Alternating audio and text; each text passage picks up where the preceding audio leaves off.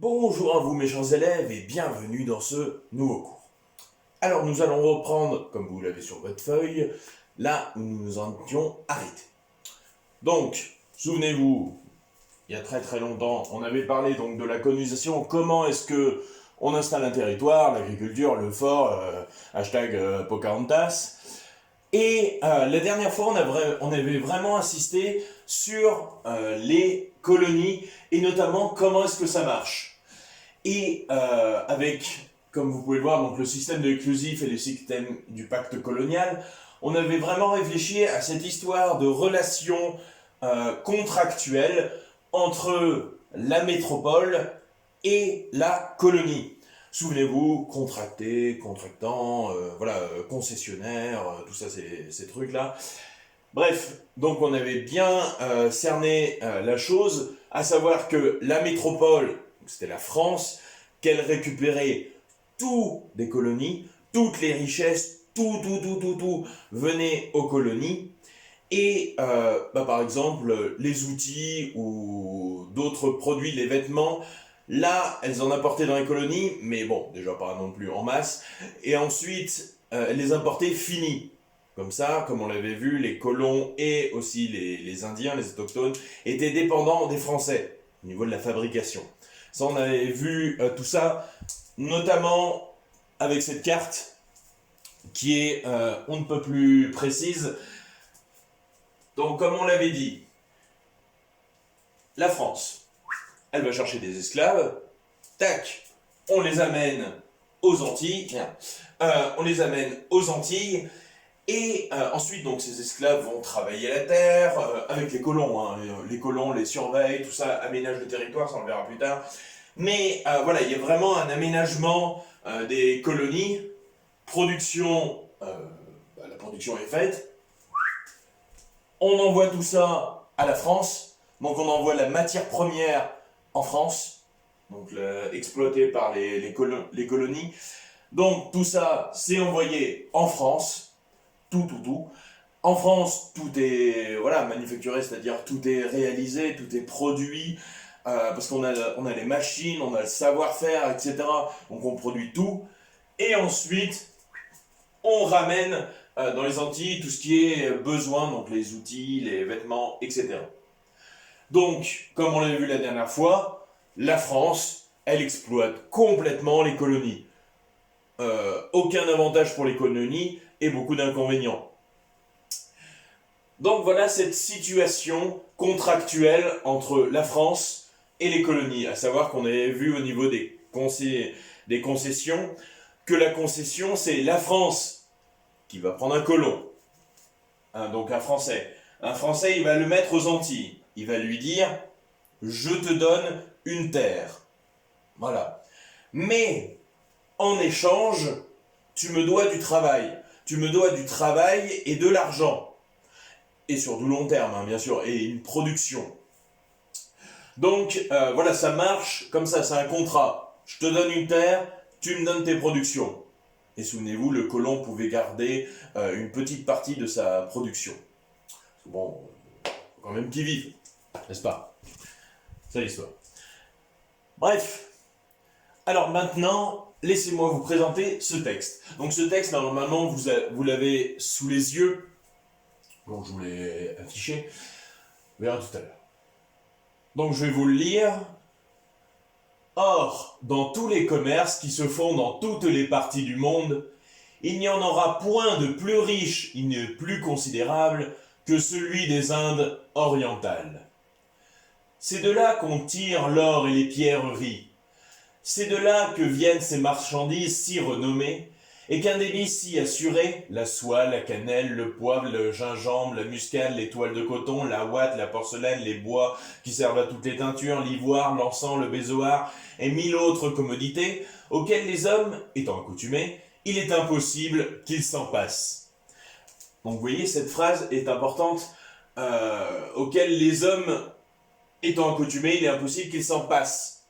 Ça, c'est ce que je vous ai dit vis-à-vis justement des colonies. Par le fait que les colons et les Indiens ne pourront plus se passer de ces outils. Parce que sinon, ils seront obligés de retourner à leurs vieux outils tout pourris.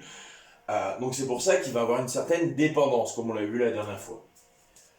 C'est désormais une nécessité indispensable de faire venir toutes ces choses, et je ne vois pas pourquoi nous les voudrions toujours recevoir de la main d'autrui, et pourquoi nous refuserions de faire gagner dorénavant à nos citoyens ce que des étrangers ont gagné sur eux jusqu'à présent.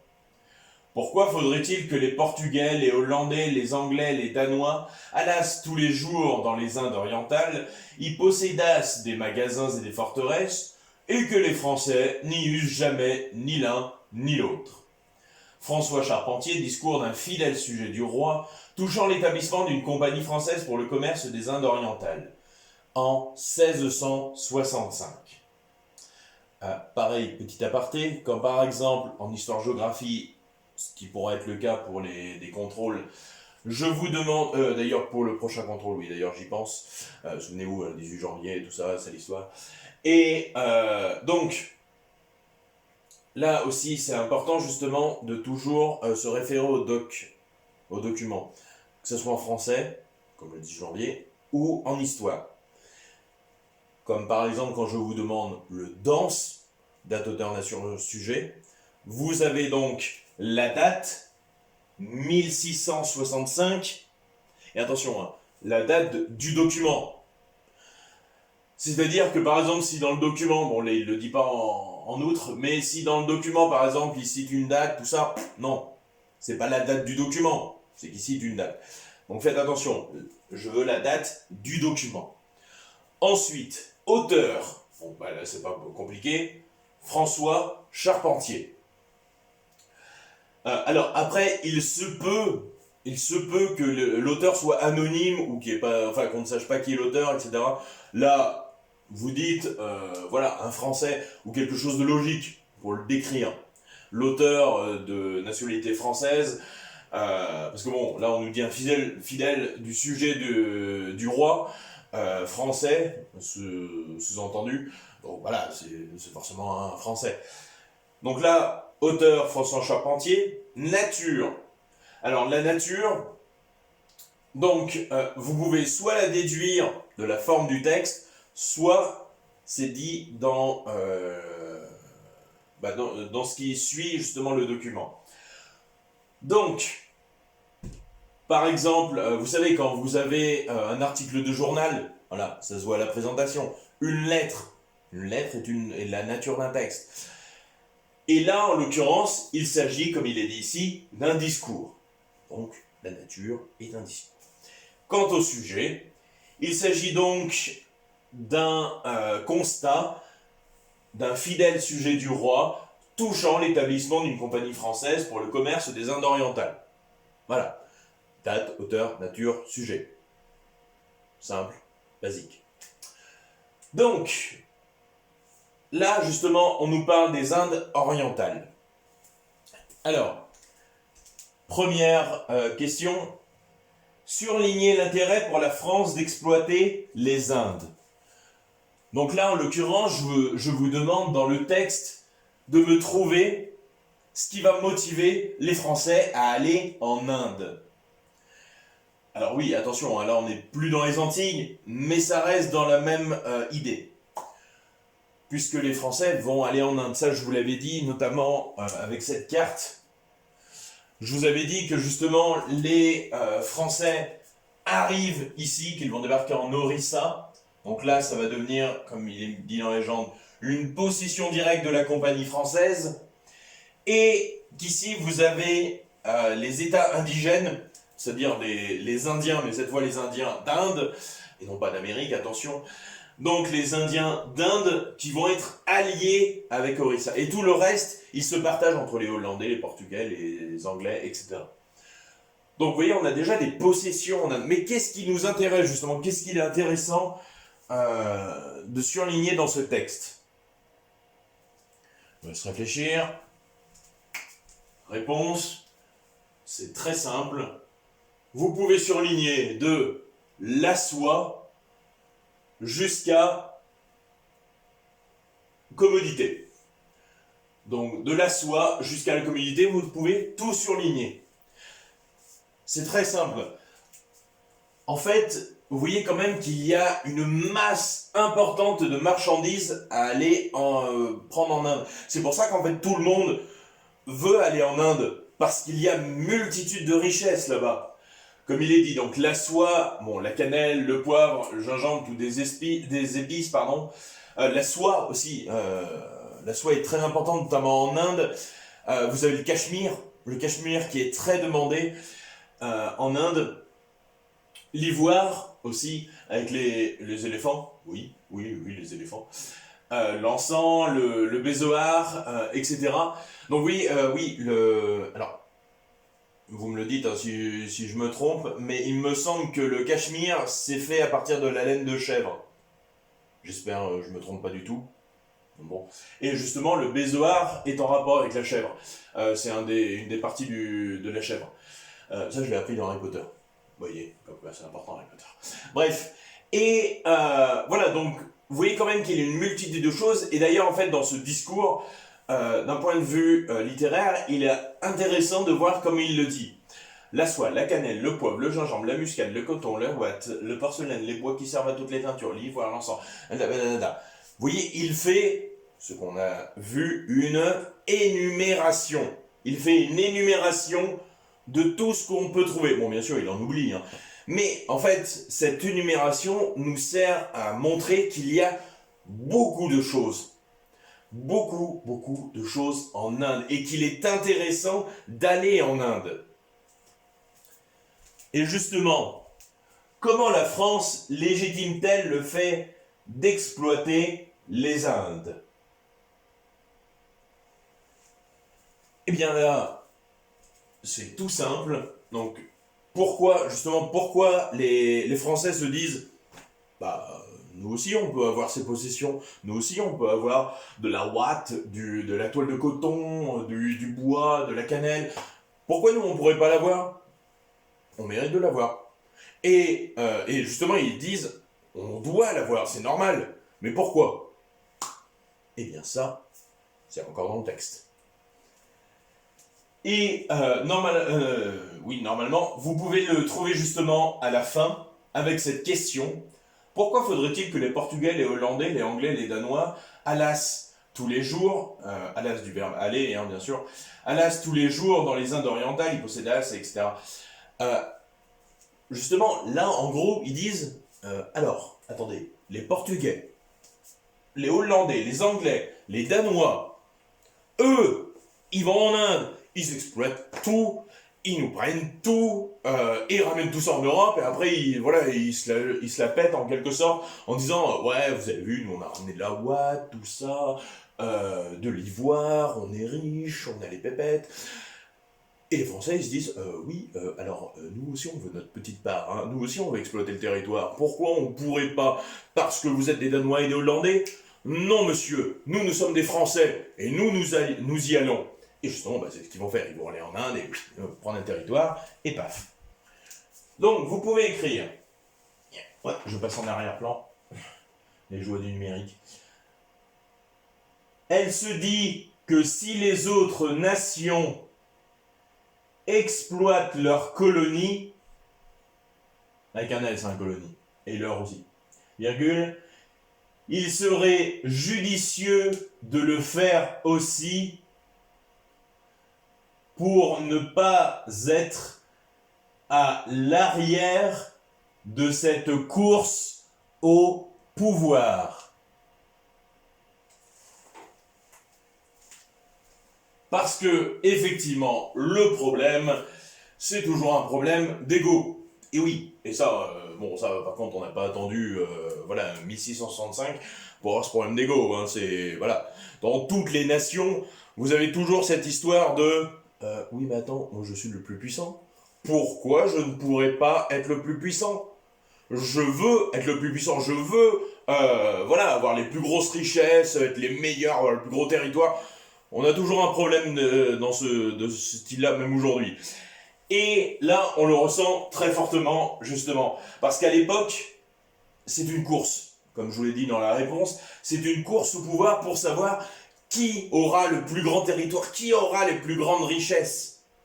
C'est vraiment très important. Et ça, on l'avait vu notamment pour les grandes découvertes, où vous aviez les Portugais qui partaient rapidement d'un côté en contournant l'Afrique, mais de l'autre vous aviez les Espagnols qui allaient vers l'Amérique. Bref, tout le monde s'est dépêché pour découvrir le plus de territoires possible et rapporter le plus d'argent. Les Français, après, ils sont, enfin bon, un petit peu en retard, oui, c'est un petit peu la tortue.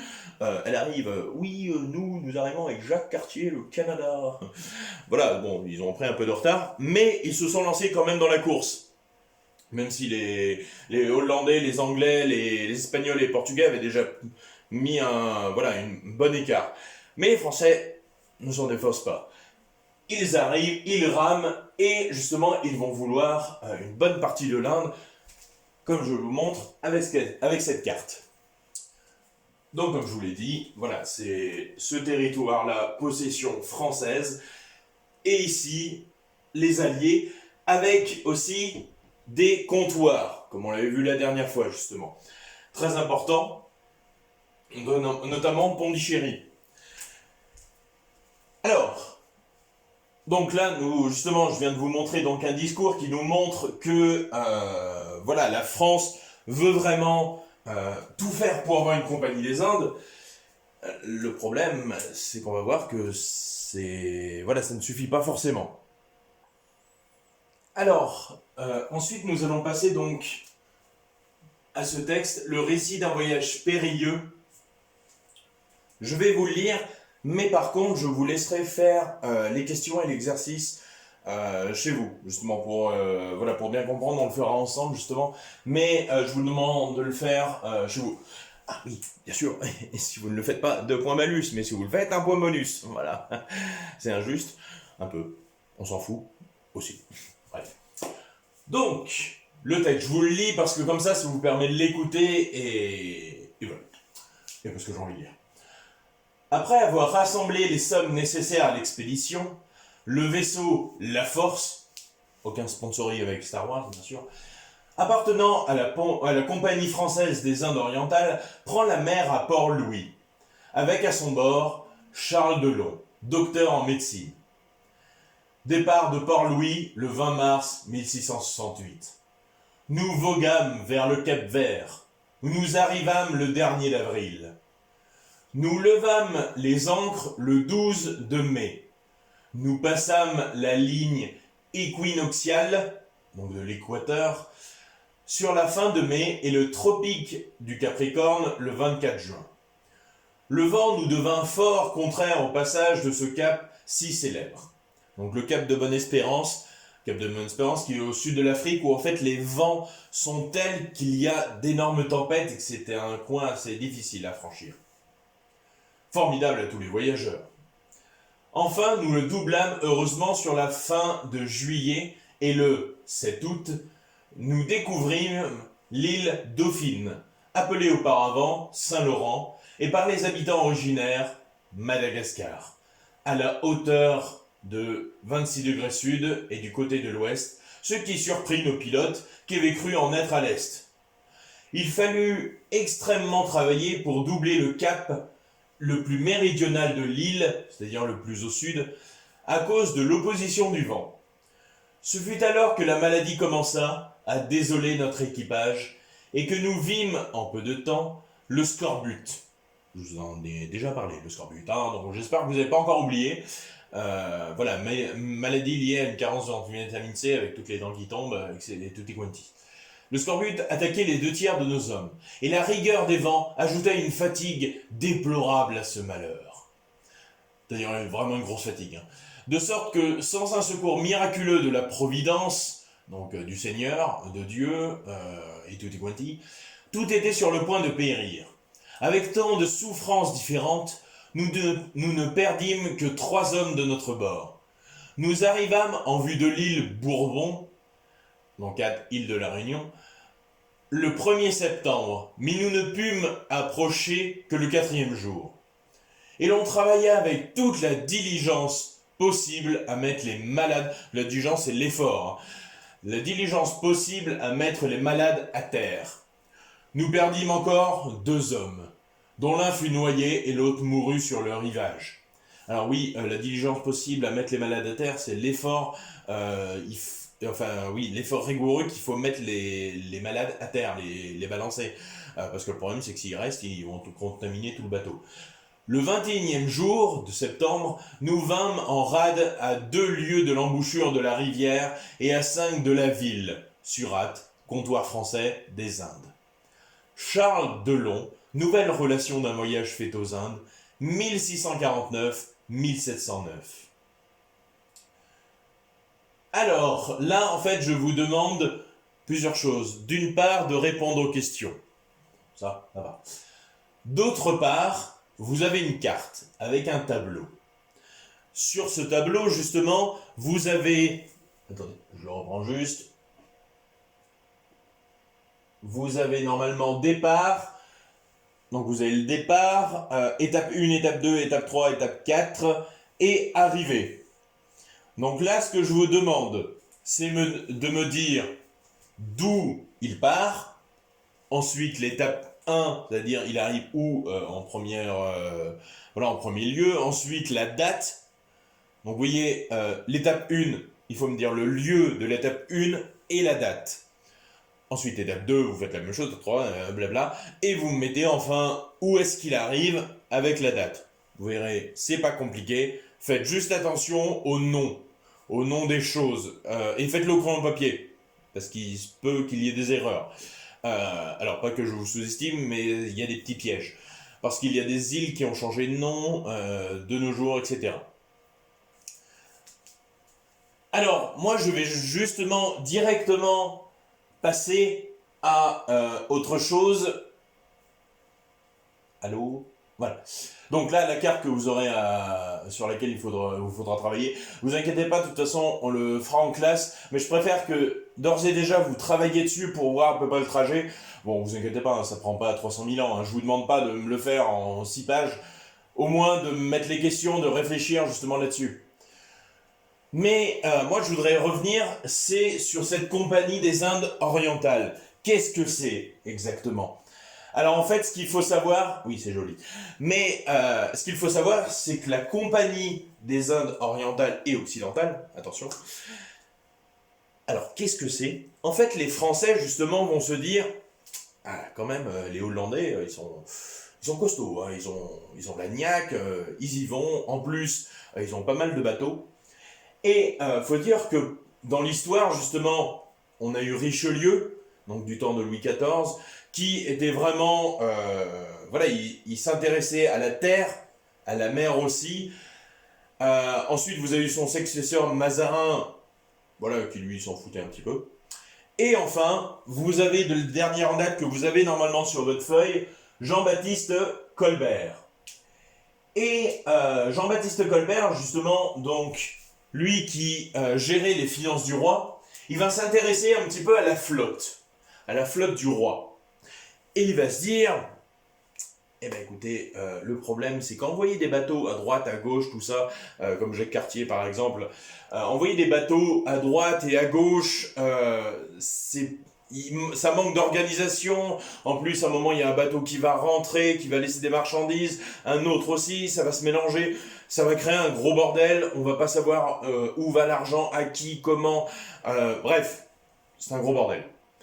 Donc en fait, Colbert, ce qu'il veut, c'est tout classer. Et pour ce faire, justement, il va créer une compagnie, la Compagnie des Indes orientales.